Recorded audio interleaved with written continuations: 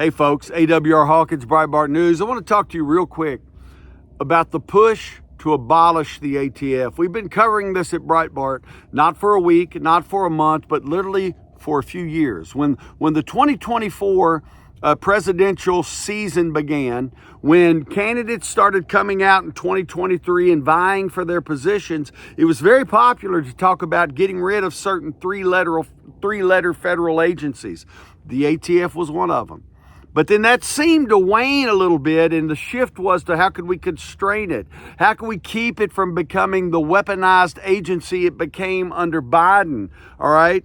And so it seemed like the shift was, now what can we do? Perhaps we'll keep it, but how can we constrain it? And then boom, out of nowhere, the pendulum swings again, and we're back to talking about abolishing the ATF. Again, we covered this at Breitbart News. In November, Representative Eric Burleson of Missouri, Republican, he called for the ATF to be abolished. He described the ATF as, and I quote, a disaster. And he talked about the things the ATF has done to undercut the Second Amendment, okay?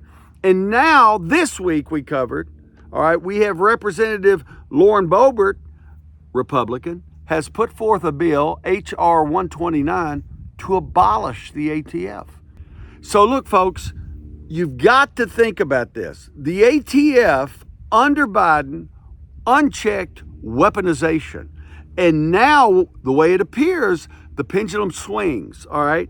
And it swings back to abolish the ATF. Now, this probably isn't surprising if you've been keeping score at home. And if you noticed, as we covered at Breitbart, ATF director under Biden, Stephen Dettelbach, he tendered his resignation, right? Now, he's going to stay as long as he can.